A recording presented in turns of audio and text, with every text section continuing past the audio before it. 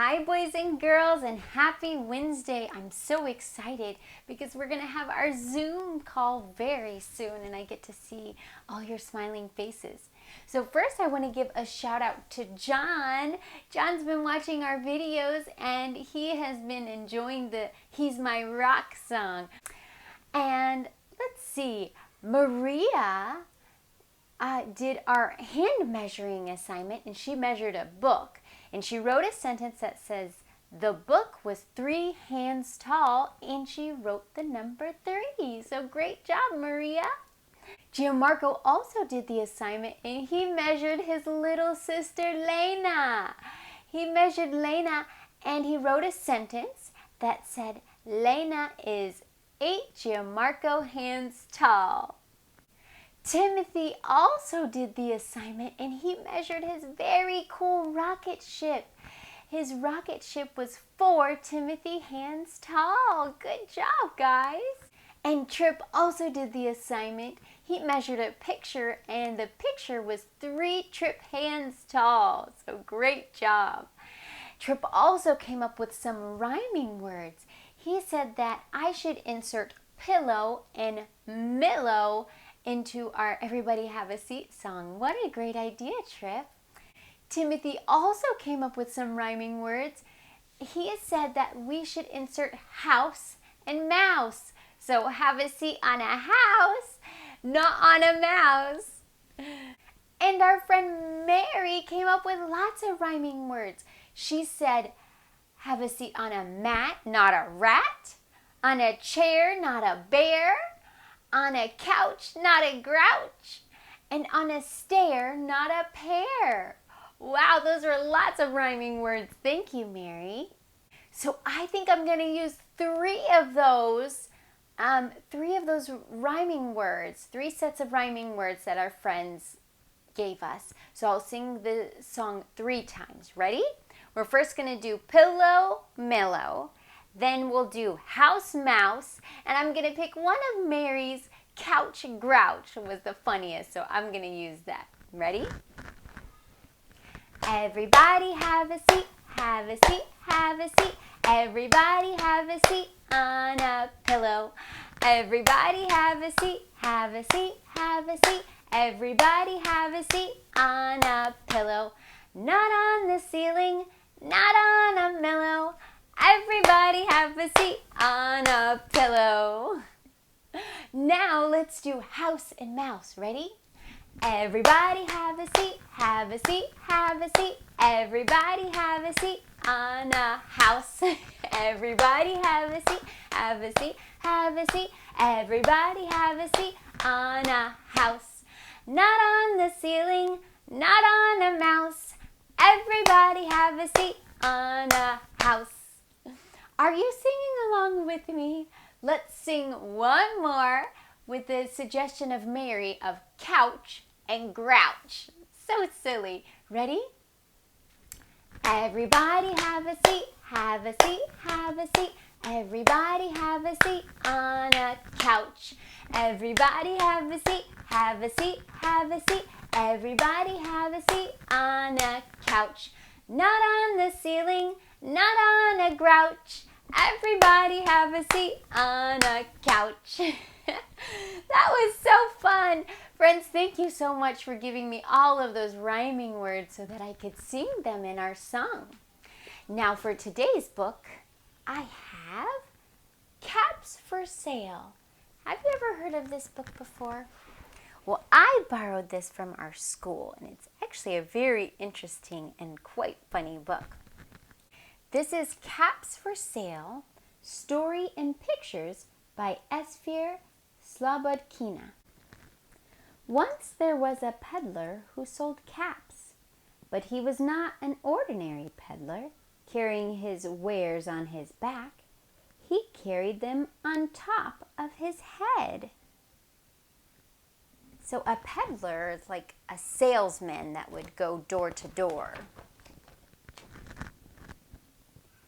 First, he had on his own checked cap, then a bunch of gray caps, then a bunch of brown caps, then a bunch of blue caps, and on the very top, a bunch of red caps. I think we should count all of these caps. See, first his cap. 1, 2, 3, 4, 5, 6, 7, 8, 9, 10, 11, 12, 13, 14, 15, 16, 17 caps. Wow, so many.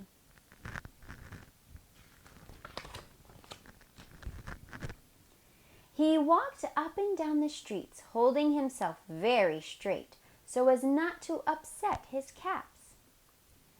As he went along, he called, "Caps! Caps for sale! 50 cents a cap!"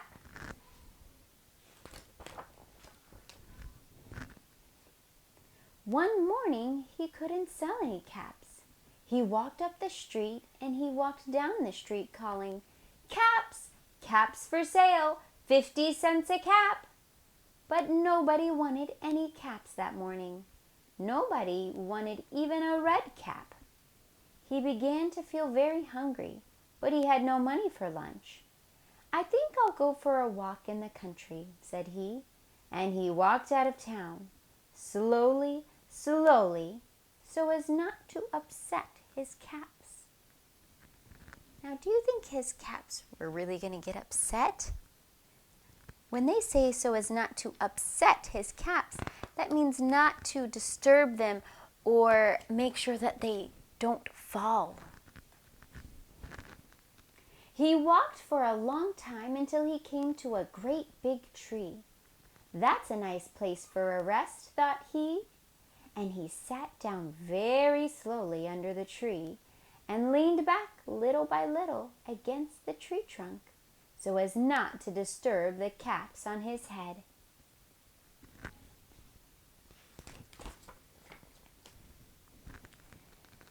Then he put up his hand to feel if they were straight. First his own checked cap, then the gray caps, then the brown caps, then the blue caps, then the red caps on the very top. They were all there, so he went to sleep. He slept for a long time.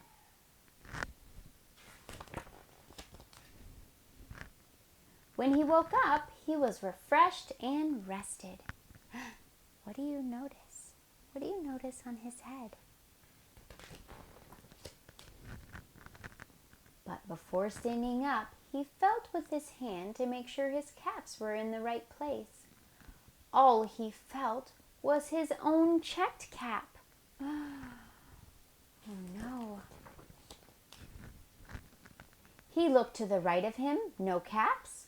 He looked to the left of him, no caps. He looked in back of him, no caps. He looked behind the tree, no caps. Where do you think the caps went? Then he looked up into the tree, and do you know? Then he looked up into the tree, and what do you think he saw? On every branch sat a monkey. On every monkey was a gray or a brown or a blue or a red cap. The monkeys took his caps. The peddler looked at the monkeys. The monkeys looked at the peddler. He didn't know what to do. Finally, he spoke to them.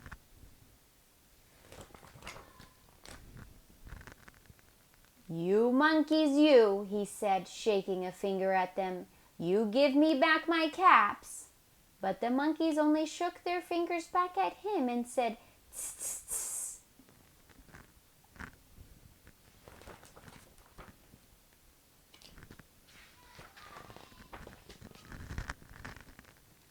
Now he felt quite angry. He stamped his foot and he said, "You monkeys, you better give me back my caps." But the monkeys only stamped their feet back at him and said, "Tss, tss, tss."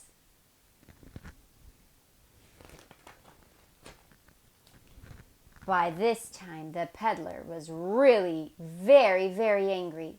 He stamped both of his feet and shouted, "You monkeys, you must give me back my caps." But the monkeys only stamped both of their feet back at him and said, "Tss, tss, tss."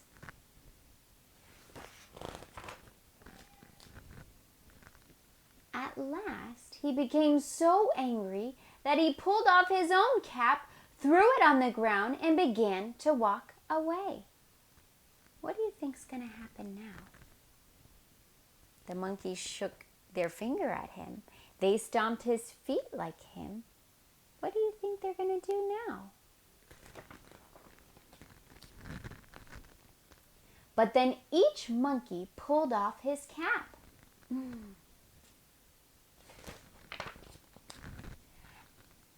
And all the gray caps and all the brown caps and all the blue caps and all the red caps came flying down out of the tree.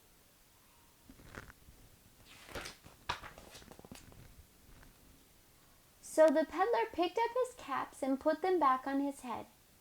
First his own checked cap, then the gray caps, then the brown caps, then the blue caps, then the red caps on the very top.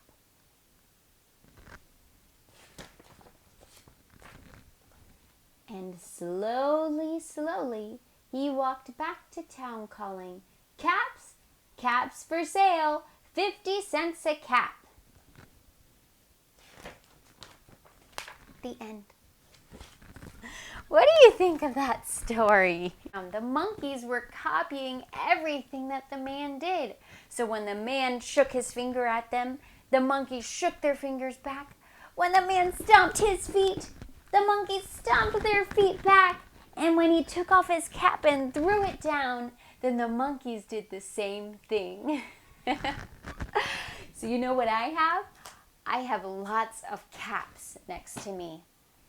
And I'm going to see if I can balance a lot of caps on my head like that peddler did.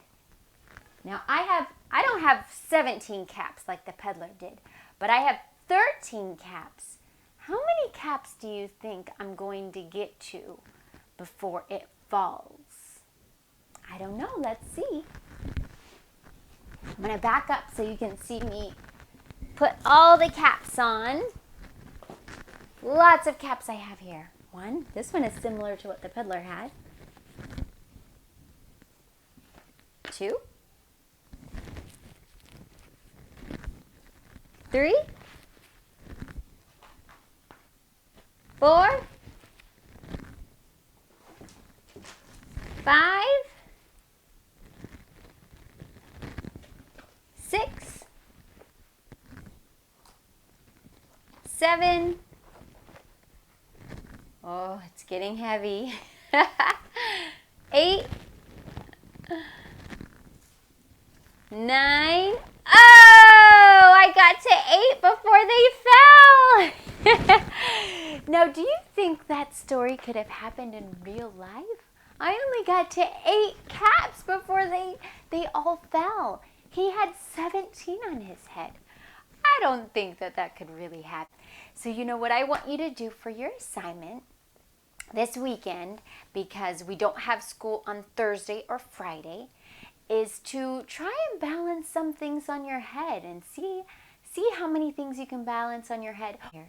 Maybe you can try to balance a book on your head and walk and see how far you can get, how many steps you can take before the book falls off of your head. Thursday is Holy Thursday. That's when Jesus was arrested. And then Good Friday is when Jesus was crucified. And it's a weird name for Good Friday, though. But, you know, when Jesus was crucified, when he died for us, it was for our sins so that one day we could be in heaven with him. And then this Sunday is Easter Sunday, when Jesus rose again. So make sure you praise Jesus and thank him for all that he has done for us. All right, friends, that's all I have for you. Kiss, hug, and a high five. Have a great weekend. Bye.